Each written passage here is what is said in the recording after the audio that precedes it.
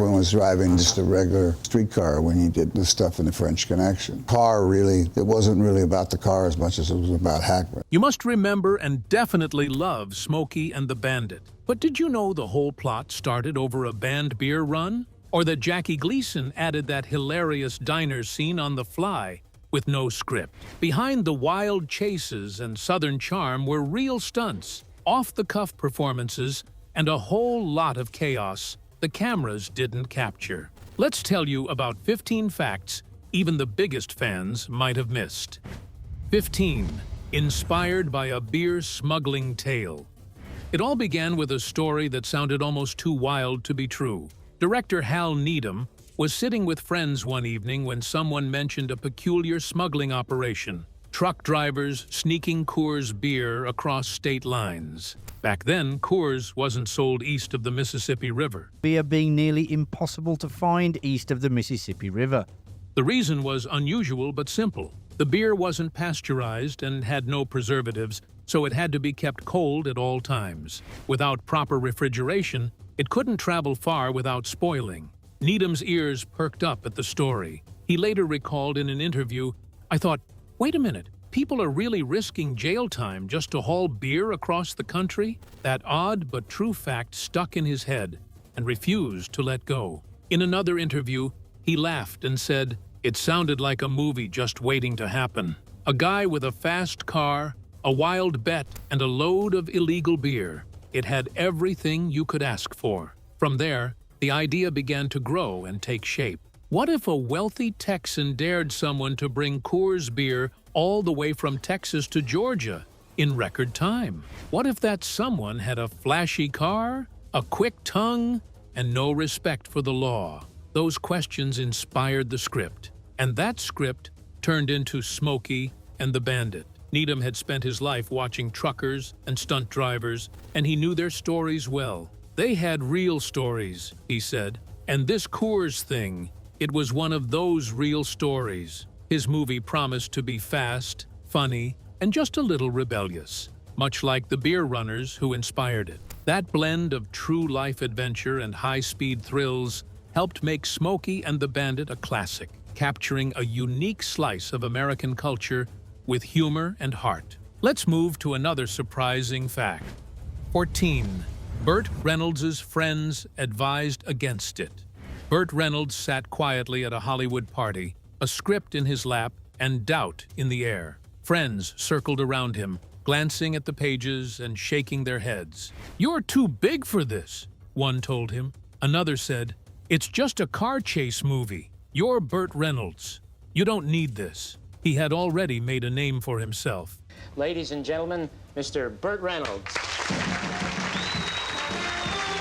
He was a star, known for charm, wit, and action-packed roles. But something about this script pulled him in. A fast-talking driver, a high-speed beer run, and a wild chase through the South. It had heart, humor, and danger. It wasn't polished, but it was alive. Reynolds would later admit in an interview, "Everybody told me not to do it. Agents, producers, even my close friends. They said it was silly, but I had a gut feeling." He leaned forward and added, "I didn't care if it wasn't Shakespeare. I just knew people would love it." He remembered how he laughed reading the lines. He could already hear the audience laughing too. "Sometimes you have to trust what makes you smile," he said. That's what this script did. So he took the role. Against every warning and every raised eyebrow, Bert Reynolds became the Bandit. He wore the cowboy hat, flashed that famous grin, and made the character unforgettable. When the film became a hit, those same friends who doubted him were the first to say they were wrong. Reynolds would later joke, "They all wanted a ride in the Trans Am after that." The next hidden fact is, as 13. Jackie Gleason's improvisational genius. On set, the cameras were rolling, the engines were roaring, but something unexpected was happening behind the scenes. Jackie Gleason, a comedy legend, and he is one of the true comic geniuses of our times. Would you welcome Mr. Jackie Gleason? had taken on the role of Sheriff Buford T. Justice, and from the moment he stepped onto the set, The entire crew knew something special was about to unfold. Director Hal Needham remembered it clearly. In an interview, he said, "Jackie walked in, read the lines once, then started tossing the script aside. He said, 'Let me try it my way.' And what came out was gold." Gleason didn't just act.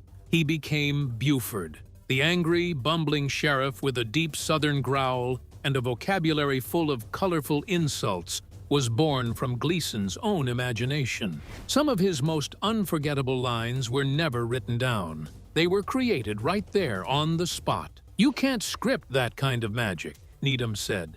He would surprise the whole crew. We'd be holding in laughter just to keep the take going. In one scene, after a chaotic chase, Gleason delivered a line so sharp and unexpected that the crew burst into applause. "It just came out of nowhere," recalled a cast member. "We looked at each other and said, only Jackie could have done that." Even Bert Reynolds later said, "Gleason stole every scene, and he made it look easy. You never knew what he was going to say next." Gleason's improvisation didn't just add humor. It gave Sheriff Justice a life of his own. The insults, the timing, the frustration, it was all part of Jackie's genius. He wasn't just playing a role.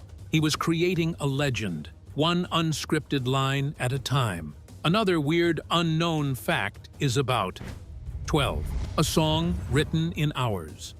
The clock was ticking, and the production team needed a theme song. Director Hal Needham was looking for something fast, something catchy, something that felt like the open road. He turned to Jerry Reed, the country music star who was also playing the role of Cletus Snow in the film. Jerry Reed is an arsenal of talent as an actor, entertainer, musician, composer, and singer. Reed didn't waste time. He picked up his guitar, sat down with a notepad, and started strumming. The words seemed to fall into place.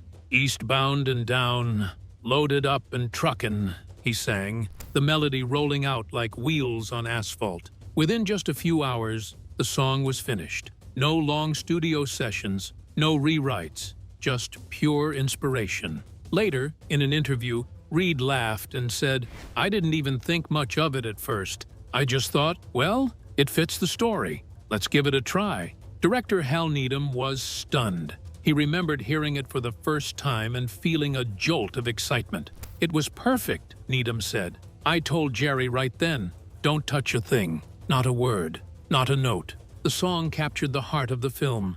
It was fast, fun, and full of energy, just like the bandits' wild run across state lines. Every time it played, it pulled the audience into the chase, into the freedom of the open highway. Reed would later say, "That song was just one of those things. It came easy, and it worked better than I ever expected." What started as a few quick lines scribbled down in a rush became one of the most iconic movie themes in history. And it never changed, not one single note. Our list continues to 11. Pontiac Trans Am sales soared. When Smokey and the Bandit hit theaters, people cheered for the fast cars, the wild chase, and Bert Reynolds' cool swagger. But there was another star that roared to life on screen, the black and gold Pontiac Trans Am. Pontiac Firebird Trans Am Special Edition 50th Anniversary.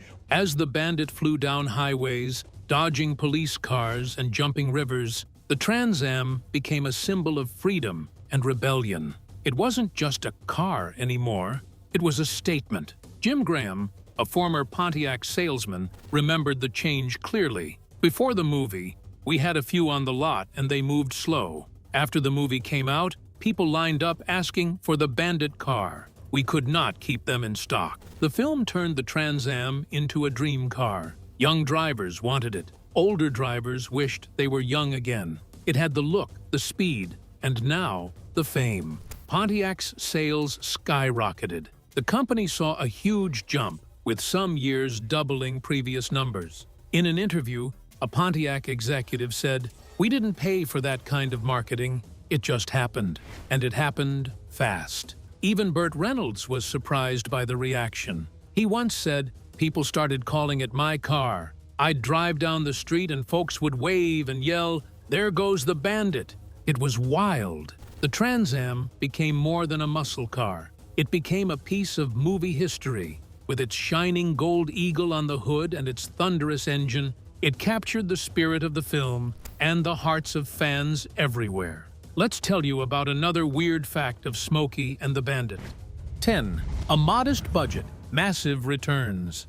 When Smokey and the Bandit began filming, no one expected it to become a giant success. The budget was just $4.3 million, a modest amount even for the 1970s. The crew worked hard, often under tight schedules, with limited resources. There were no grand studio promises, just a simple plan to make a fun movie about fast cars, good laughs, and a wild chase through the South. Director Hal Needham believed in the story. In an interview, he said, "We didn't have much money, but we had heart. We had great actors, real stunts, and a script that made people smile." He was not a traditional director. In fact, this was his first film, but he knew how to make action exciting and how to keep things moving. Bert Reynolds also took a risk. He accepted less pay than usual, believing in the project more than the paycheck. "It just felt right," he later said. "I had fun every day on set. We laughed,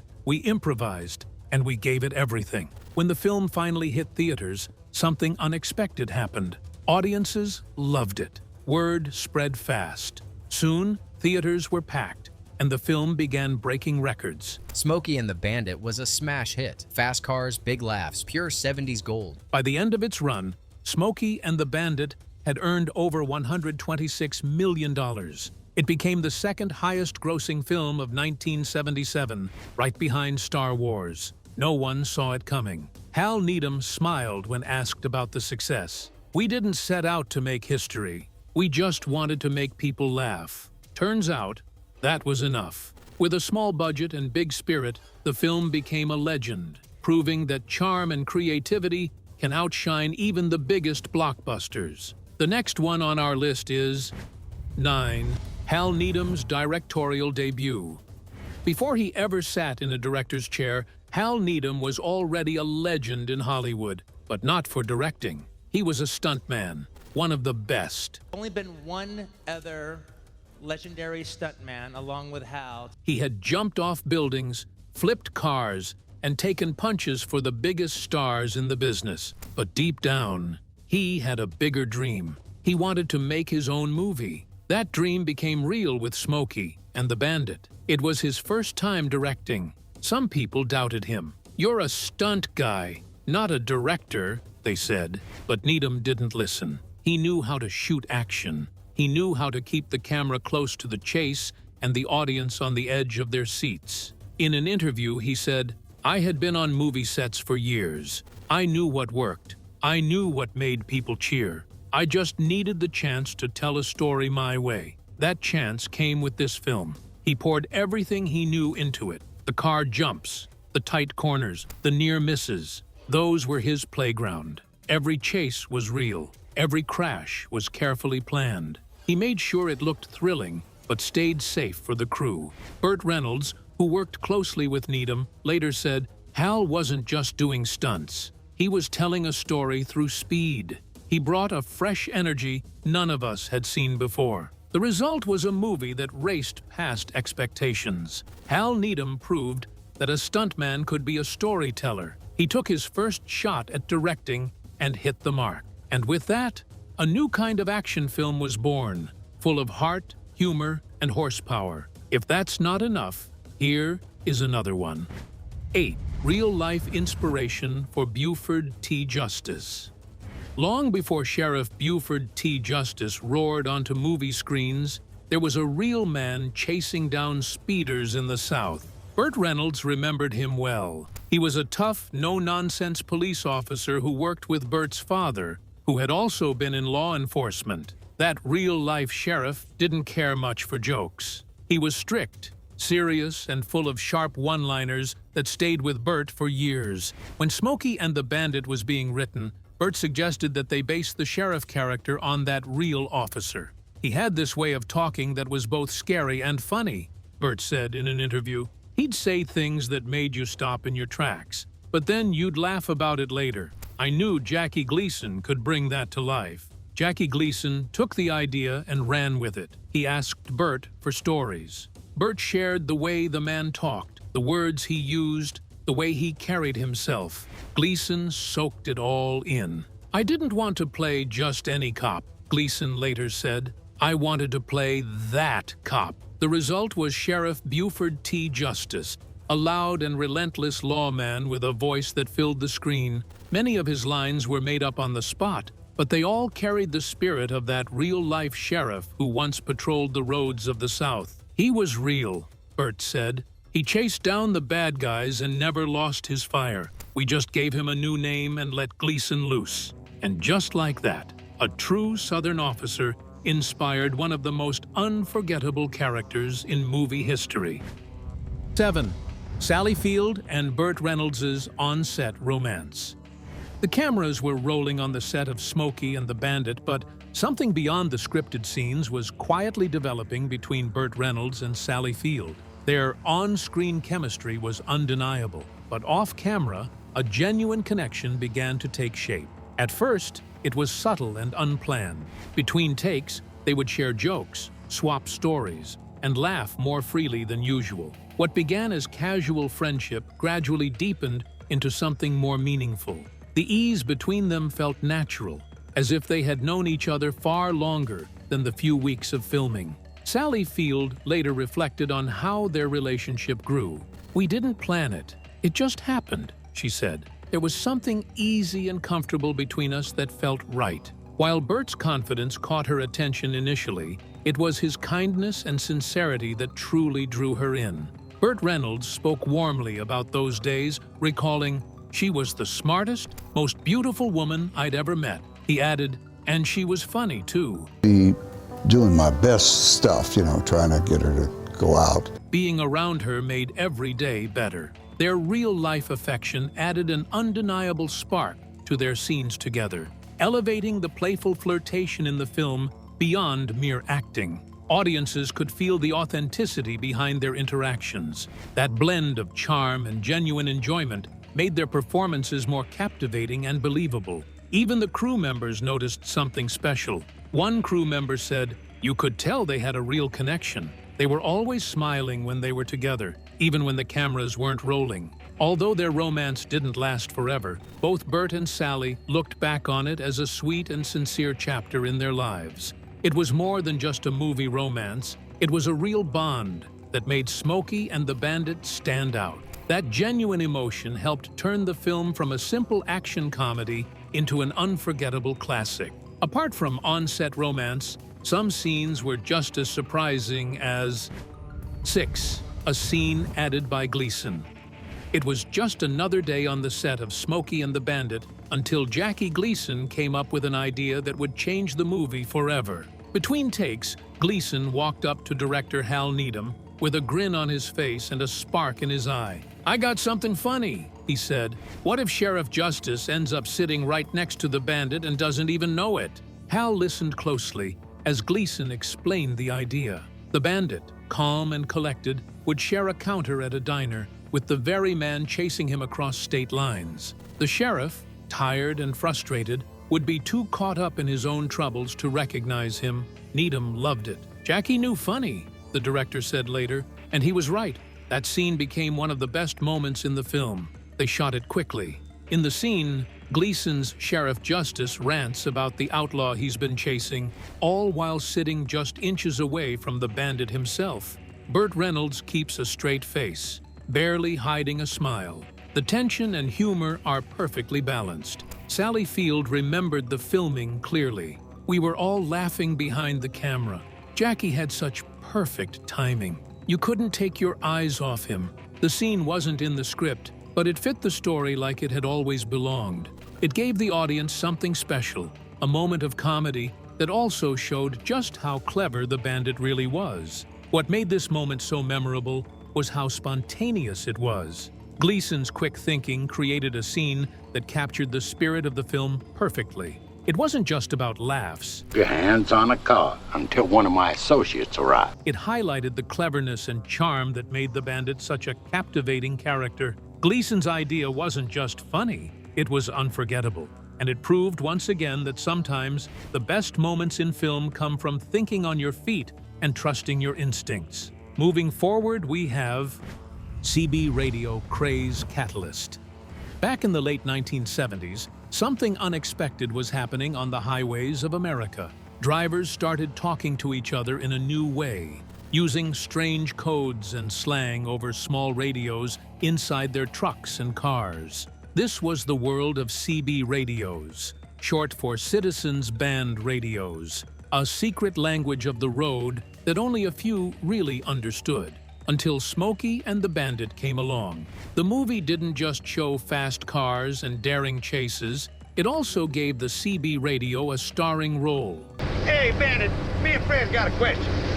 Viewers heard the crackling voices of drivers calling each other with names like Bandit and Snowman. Suddenly, millions wanted to join in. Jerry Reed, who played Cletus Snowman Snow in the film, explained in an interview, CB radios were already out there, but the movie made them cool. After the film, everyone wanted one, even people who didn't drive trucks.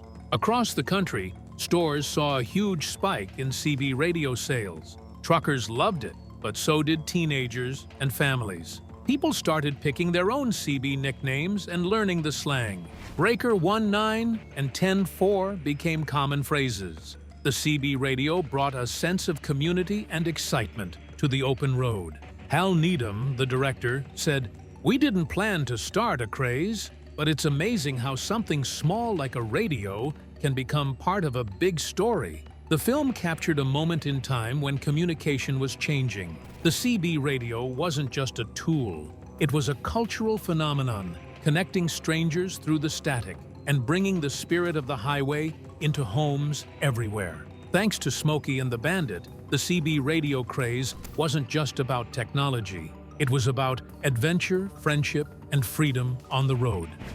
4. Multiple sequels and spin-offs. When Smokey and the Bandit raced into theaters, no one imagined it would become more than just a fun summer hit. But the movie captured hearts and sparked excitement like wildfire. Audiences loved the wild chases, the fast cars, and the unforgettable characters. Soon, fans were hungry for more. Because of its huge success, the story didn't end with the first film. The creators quickly moved to make a second movie. Smokey and the Bandit 2 hit theaters a few years later, bringing back Bert Reynolds as the Bandit and more high-speed action. The excitement only grew. Then came Smokey and the Bandit Part 3, which took the story in new directions. Though it didn't match the original's fame, it still kept the spirit alive for fans who wanted to see their favorite characters again. But the Bandit's adventures didn't stop at the big screen. In 1994, a series of 4 made-for-television spin-off films were released. These TV movies brought the action into living rooms across the country, introducing the Bandit's world to a whole new generation. Though Bert Reynolds was not involved in these spin-offs, they carried on the chase, the humor, and the classic CB radio chatter. A producer from the series shared in an interview, "We knew the Bandit had a special place in people's hearts." The TV movies were a way to keep that spirit alive and introduce the story to new fans who might have missed the originals. From the first roar of the engine to the final chase, the Smokey and the Bandit franchise grew into a beloved legend. The original film's success opened the door to sequels and spin-offs that kept the Bandit's legacy speeding down the road for years to come. Another unknown fact is ours. Trans Am stunt cars were sacrificed. Behind the thrilling chases and daring jumps in Smokey and the Bandit lies a hidden story few fans know. The sacrifice of the Pontiac Trans Ams. These sleek black muscle cars weren't just props. They were stars in their own right, essential to the film's wild energy and unforgettable style. But making the movie wasn't easy on these powerful machines. During filming, the production relied on several Trans Ams to pull off the wild stunts. Car after car was pushed beyond its limits, racing at high speeds, soaring over rivers, smashing through barriers, and taking heavy hits. Every daring stunt carried the risk of serious damage. John Turner, the stunt coordinator, recalled in an interview, "We always had backup cars ready because the stunts were so demanding. Sometimes a car wouldn't survive even a single take. It wasn't just small dents or scratches. Some of the Trans Ams were completely totaled, destroyed beyond any repair. The crew worked fast, swapping out damaged cars with fresh ones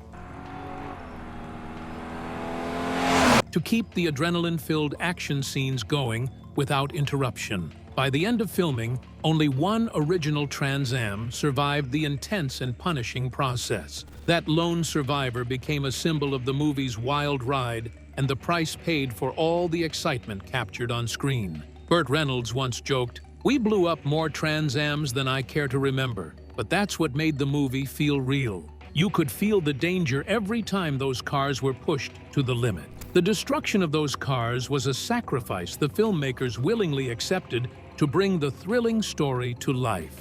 Each crushed Trans Am carried the spirit of adventure, speed, and rebellion that made Smokey and the Bandit a classic loved by many. So next time you see that shiny black Trans Am racing across the screen, remember all the others that gave everything so it could shine. 2. Influence on the Dukes of Hazzard. When Smokey and the Bandit raced onto the big screen in 1977, it wasn't just a hit. It became a cultural phenomenon that inspired more than just moviegoers. Its thrilling mix of fast cars, daring chases, and southern charm captured the imagination of audiences everywhere. But the movie's influence went beyond theaters. Television producers took notice, eager to recreate that same magic for the small screen.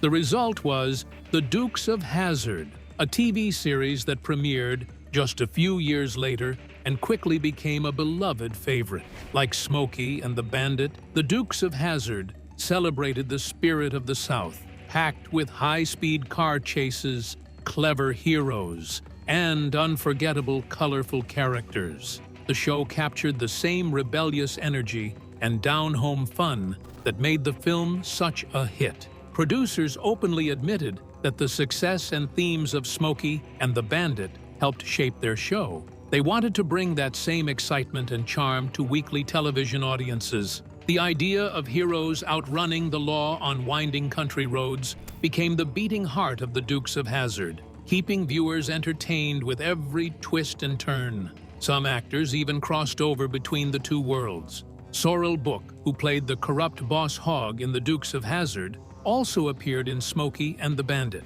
This connection gave fans an extra reason to tune in, linking the two stories and deepening the shared Southern storytelling. In an interview, one producer said, "Smokey and the Bandit showed us that people loved stories about clever drivers and fun adventures in the South. We wanted to keep that alive on TV." Thanks to the film's influence, The Dukes of Hazzard captured hearts across America. The legacy of Smokey and the Bandit didn't end on the big screen. It helped drive a whole new wave of entertainment that continues to thrill audiences today. Last, but not the least, annual Bandit Run tribute. Every year, as the weather warms and the roads clear, a special event brings fans of Smokey and the Bandit together for a celebration like no other. Known as the Bandit Run, this tribute invites car lovers to gather with their Pontiac Trans Ams and follow the famous route from the movie. More than just a drive, the event is a heartfelt way to keep the spirit of the film alive and honor its lasting legacy. The Bandit Run began modestly, with only a handful of dedicated fans eager to relive the excitement of the film's high-speed chases and adventurous spirit. But word spread quickly, and what started as a small gathering has grown into a massive yearly convoy. Today, hundreds of Trans Am owners join the run, cruising through towns and highways just like the Bandit and Snowman did decades ago. A bunch of people together and just kind of do a cruise somewhere, and then the idea came about, well, what if we actually did the one they did in the movie? Lisa Carter, one of the event's founders, explained in an interview, "The Bandit Run is about community. It's about sharing the love for a film that brought us all together. When you see a long line of black Trans Ams cruising the road, It feels like you're part of something truly special. Participants go all out to dress their cars like the original Bandit vehicle, complete with authentic decals and special paint jobs. The roar of powerful engines and the chatter over CB radios fill the air, perfectly recreating the movie's thrilling atmosphere. It's not just a drive, it's an immersive experience that transports fans back to those iconic moments. The event also offers fans a chance to connect personally, swapping stories and memories of their favorite scenes from the film.